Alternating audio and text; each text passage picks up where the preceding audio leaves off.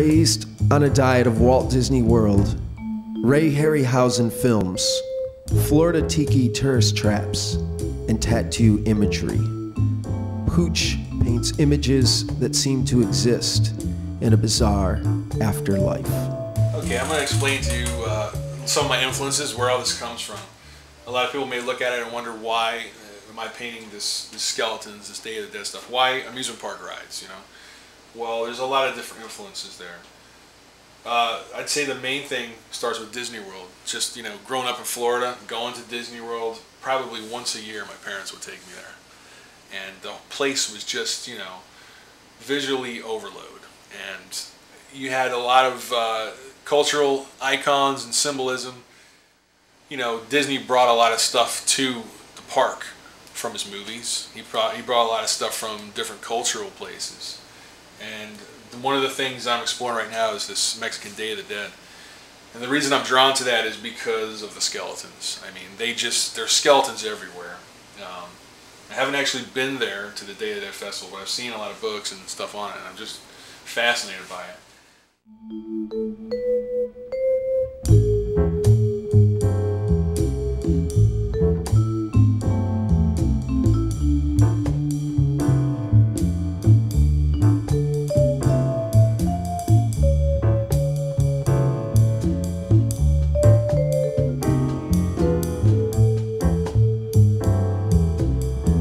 I'd say that Mike's work is edgy, mythological, fantastical, and referential to other cultures within the past and within the present.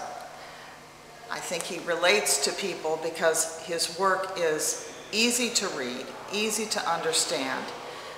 It has some bearing on comic book art, but it also relates to ancient civilizations like the Mayan, with the large temples and the large figurines and statues. It's also very powerful in relating to present-day cultures like Mexico and the Day of the Dead, which is consequent to our Halloween, where people honor the ancestors by visiting the cemeteries. But Mike's take on this subject of Day of the Dead is very edgy, very humorous. There's a lot of fun and irreverence in his work, and yet it's done with great precision and wonderful technique.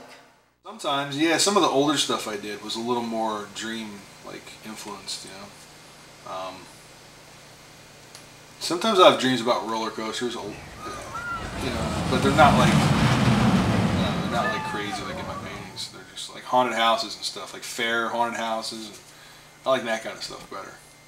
It's kind of cheesy and kind of seedy, like the old haunted houses, you know. Go to the fair and it's just this weird vibe.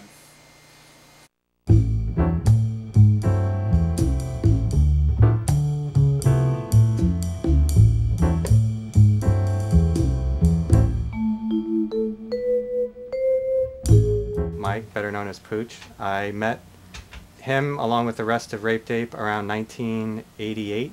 That's when the band started. And I was friendly with several of the band members before they formed the band.